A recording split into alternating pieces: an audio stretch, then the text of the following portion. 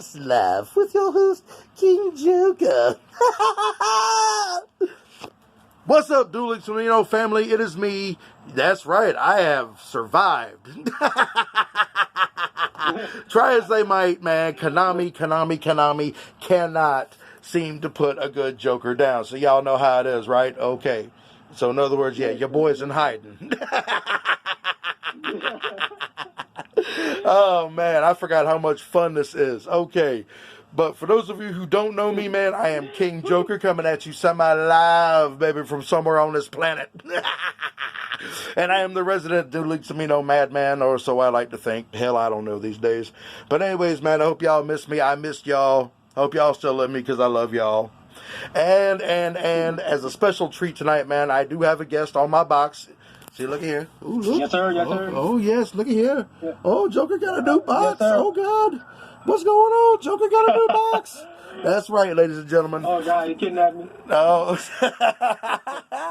That's right, man.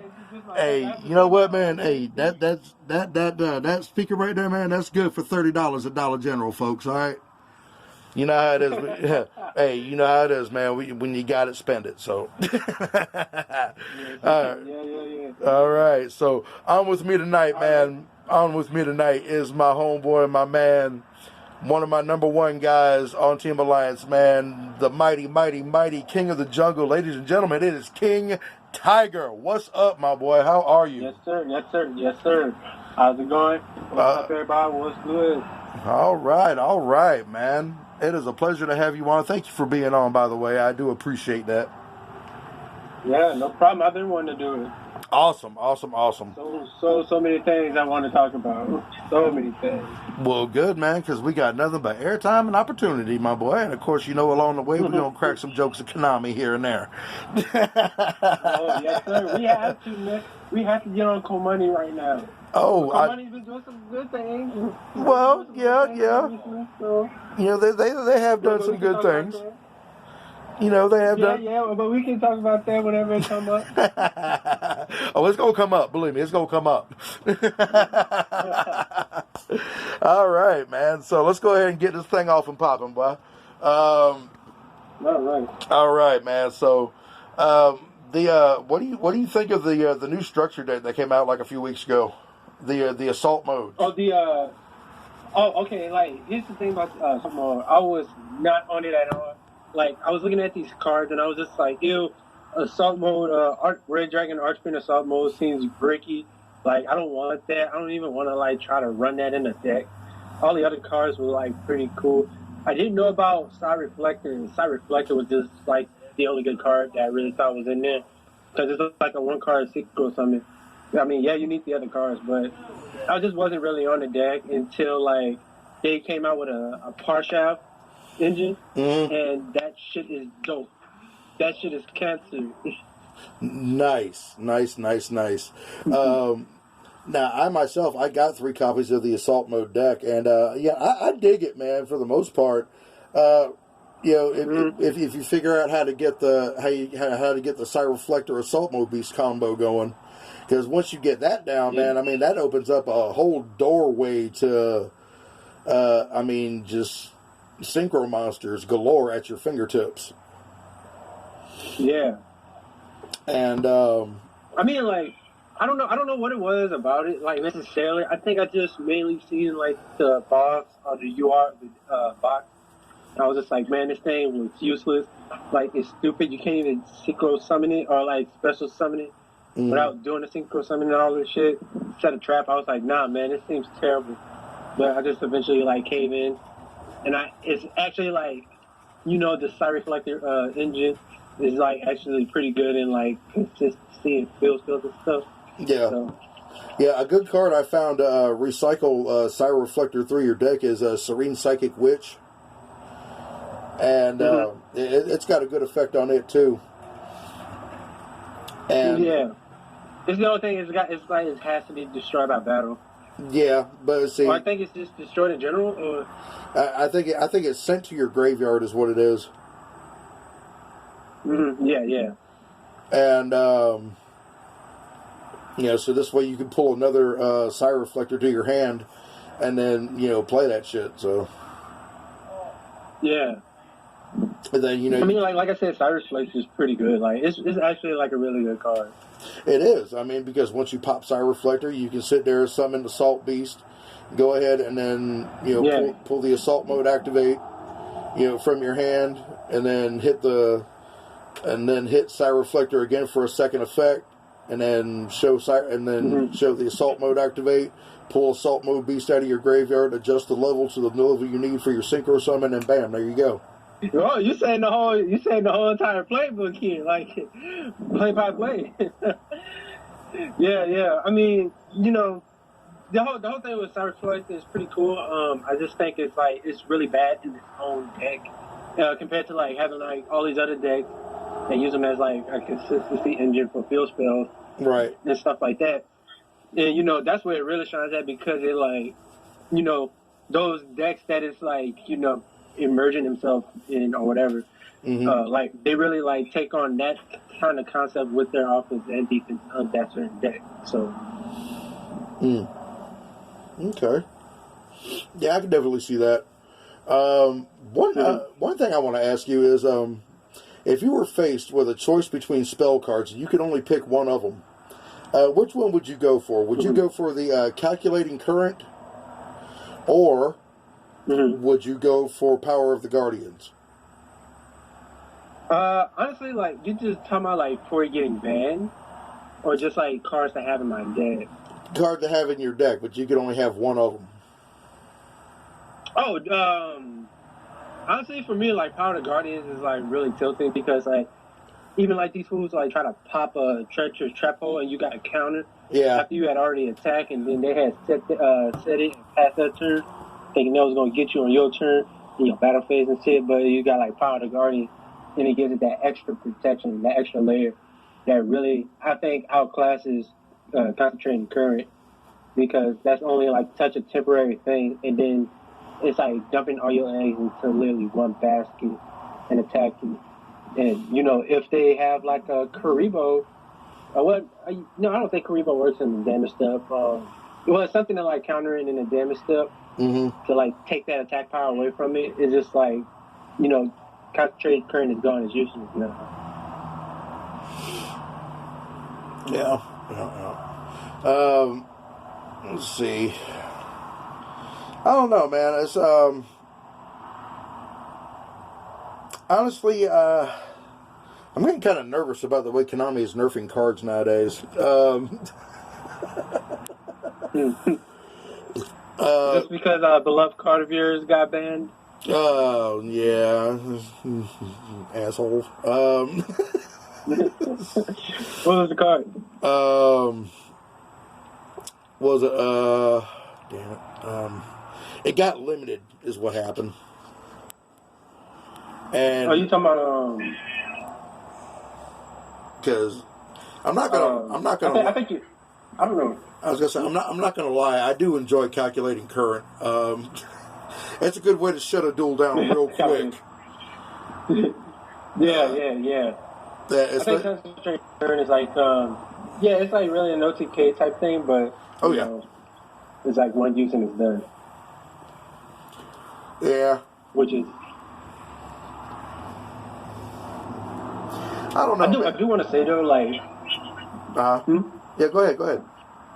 no, yeah, I do want to say though, like, even though like Concentrated Current do gets like this one use type thing, like the attack points, it can be really, really good, like from that attack in order to like, you know, like you said, like wipe out the opponent. So it is a preferable card if you're going in a much faster, heavier way with these big monsters who can like get like a big multiplier in their attack. True that. True. Well, that'll just be another thing for Konami to try to schlub up. So. Yeah.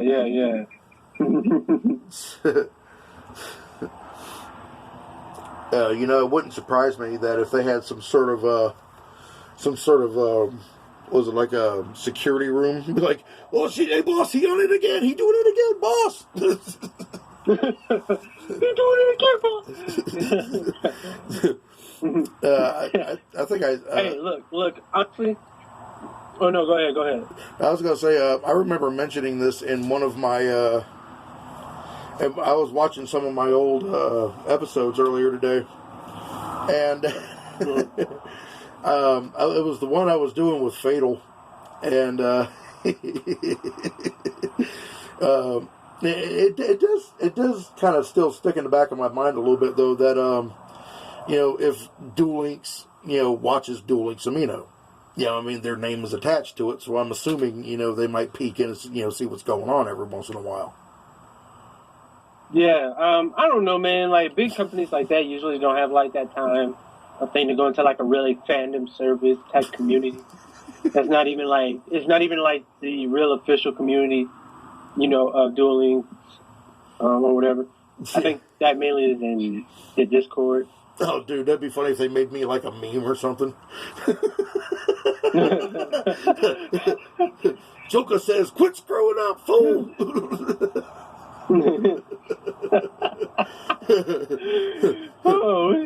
Joker says, "Share the wealth, bro. Come on." I'm laughing at more of the fact of like how old, like that was such like a dad joke type thing. Like, oh man. Oh man. But also another thing is like I do really want to talk about like this discussion of like what really is the most powerful card in the game, except for your mom's credit card. Yeah, no joke, man. Yeah, that's another thing I want to talk about too when we get to it. But go ahead. Yeah, I think like really like the most powerful card can be considered as like enemy controller or like treacherous trap hole. Some others say like some or other floodgate cards, trap like hole, or probably back in the day. Yeah, floodgate trap hole would have been like that card back in the day. Yeah, like just cards like that people were like considered to be like the best cards, but it's like half of the time it's like them memeing and it's not really like the best card in the game. But yeah, I really do consider that like enemy controller is the most powerful card in the game, just simply because of like it has a double effect and it doesn't have that restriction like treacherous trap hole. Yeah, the way it just like makes it so much more useful. It does. Another card I loved was Super Rush Headlong. Yeah.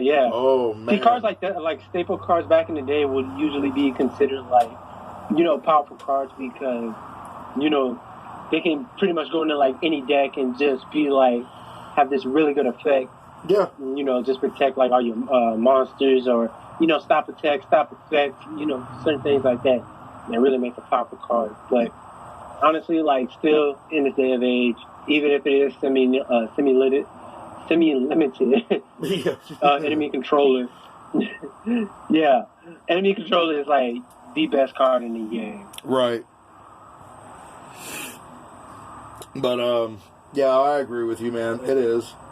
That card has saved my butt more times than I can count. Yeah. Compared to like, treacherous trap hole, that it can save you real good once. It I think in terms of like what the card effect really is, I think treacherous is the most powerful card in the game. But just that effect of it's like it's just like a one shot thing, like one shot, one kill type thing. Yeah. You had your chance to like destroy two monsters. You couldn't get the kill on that one. Well, like fuck you, son. Yeah, so, pretty much. Can't even activate it again. Yeah. It's like God's letter telling you like, hey, this is your your one and only bullet. To save you from like pure destruction. Like don't screw it up. And you fucking miss. Yeah, like. Yeah, that's also the way it's kind of getting to be with Wall of Destruction too.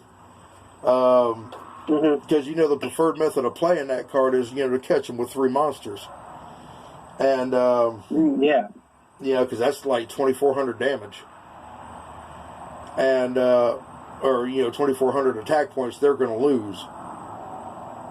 See, but like what I really think like If we're talking about in terms of like what are the best cards in general to have in your deck, then honestly like stuff like Wall D or Floodgate and all this stuff wouldn't even be considered because they can be like slower cards than slower in terms of like for what it effect really is like like hey like Wall of Disruption is only like a battle phase type thing and it Right. only affects like attack monsters, which is really powerful effect, but easy way to just to get around it is just to put like a monster in defense or just like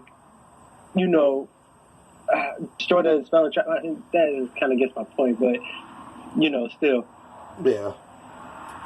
And another thing too, man, is sometimes some of these older cards do get forgotten about, like Windstorm, like Windstorm Itaqua.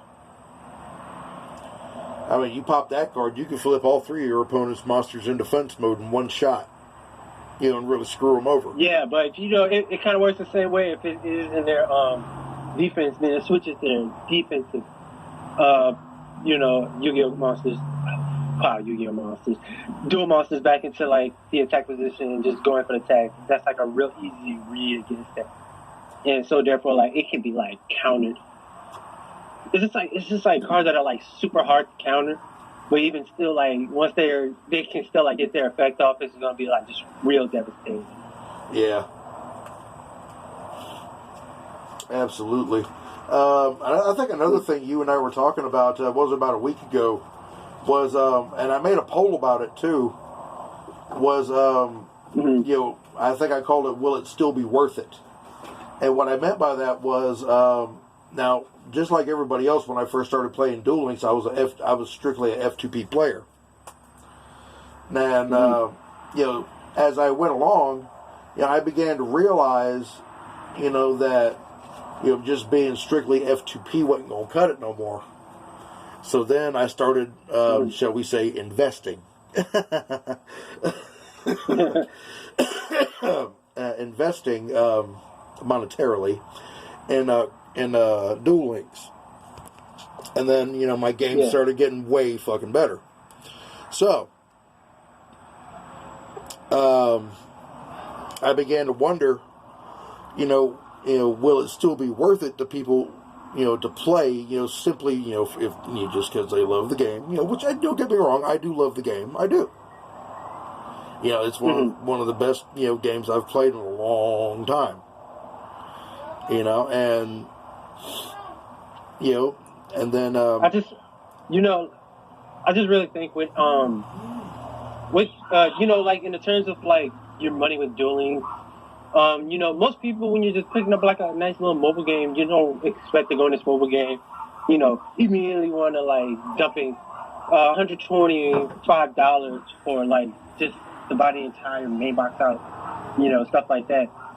You're gonna come in strictly as like a FTP, free to play player. My gosh, I am stumbling on my word. But free to play players. Who are going in here and they're just like casually playing the game, then they get that competitive sense for it. They start dueling a lot more, getting more invested into the game. So therefore, like that's where the money comes from. Right.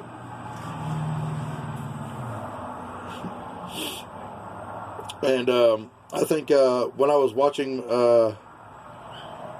my earlier episode I did with Fatal like about a year ago or so, we were discussing the idea of Konami trying to implement an actual trading card system, that players can trade with each other, and which I think would be a cool idea. But then I remember Fatal brought up some really good points, about people starting learning how to abuse that. Yeah. Honestly, I think that is an abusable system, and that's why they haven't put anything like that in there yet. You can say like, we can put restrictions on it, like you can't trade like GOT cards to another player for another card, because like that'll just give like one person 3, GOT cards. They're gonna run like 3 obelisks, 3 Slifer, I know, just for the pause, just for the fucking meme. Um, but you can put restrictions and stuff like that on there, but it still makes it like a hard system to implement, just simply because of the fact of if somebody's gonna find a way to abuse the system, like there's ways that we've abused certain card effects to make FTKs in dueling, so stuff like that is like real easy to exploit just for the trading card like aspect of the game where you're trading with other players. It just can get abused in such a way to where it just makes it like, one person gets like really overpowered. It's like kind of like Pokemon trade. Right. Oh, well, that'll be something else for Konami to figure out too. I'm pretty sure Konami's going to implement some sort of system where they'll probably just keep it. Instead of free trading, it'll be like probably like card by class trading or something like that. Like you can only trade neutrals with neutrals or rares with rares or something like that. Yeah. And of course, if they really want to be greedy about it, and I'm sure their pockets are salivating at this thought, they could always find a way to have like a dream ticket thing where you actually have to pay like gems for or something, which will cause players to play more, etc., etc. You know what I mean? That sounds. See, that's another system that can just be exploited. See, like just when you're saying that, I can just be like, I can just like collect, a bunch of gems from, leveling up my players, stuff like that, and just going in here, basically buying out the entirety Monarch UR dream tickets just because I can, and it's just like that's a system that can just like get stupidly exploited unless they put a limit on it or something. Yeah. Imagine the fun that would come out of that.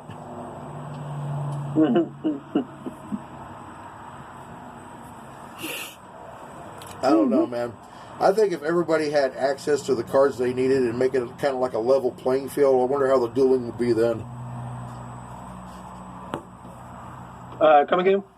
I said if everybody had access to the cards they needed, to make it like a level playing field. I wonder how the dueling would be then. Yeah, man, you can't like appeal to those free to play players, stuff like that. So the fact that it may be gems is like, just not plausible, just for like money wise, and something like, fuck, I forgot honestly. Joker, I am a little high, so forgive me if I lose my train of thought. So, I completely forgot what we were talking about. I was so deep in my thoughts. Darn herbal medicine. Some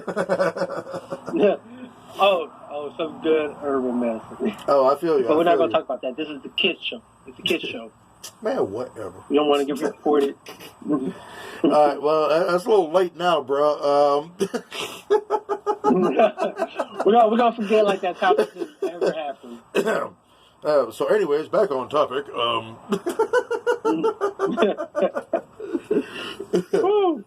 Oh Lord! All right, man. So, now another thing I was wondering too, man, is now. I guess it would also depend on how much money somebody has invested in this game, man, because, hardcore players that work for a living, what I'm saying, they've dropped a pretty penny on this game. I mean, I got hella... myself included, I get hella money from my I've, chick, and I still don't dump my money in this game like that. Like, and I don't have any, I do have bills and stuff, but it's not, draining me of my money. Right. So, I will always have, a couple extra $100, and I still don't, put it in that game like this. I think there's, no, man, there's cats out there, man, that would drop, like a stack easy. Stack, man, that's crazy. Man, that is crazy. See, now what... That is what I know. Dude, I think I talked to one guy on here, man, and said he dropped, almost $2,000 in this game. I mean, not on my show, but I mean, just mingling through the amino. That's dude, 2,000 grand, man. Yeah, like Man, I'm like $2,000. 2G. Bro. I got a 2G balance on my. I got a 2G balance in my account now for school because yeah, like I wish I just had that kind of money just flopping around just so I can I'm hell yeah, saying. I can like just drop 2,000 on dueling. I'm pretty sure I could use 2,000 to pay off the rest of my tuition. Right, dude. But yeah, man. Like I was saying, that was the whole purpose of my poll. You know what I mean? Like, if you've invested that much money into this game, or however X amount of money you've spent on this game, I mean, let's face it. I mean, it's money. It's actual money you have spent. Yes. You know what I'm saying? Yeah. Now, are you going to continue to keep playing simply for that fact, or are you going to get tired of the shit and say, well, you know what, man, Well, and let it go, regardless of amount spent. Now, I'm starting to think that if I drop like $2,000, hello, Tiger. Oh crap! Hold on 1 second, folks. Just a second, please.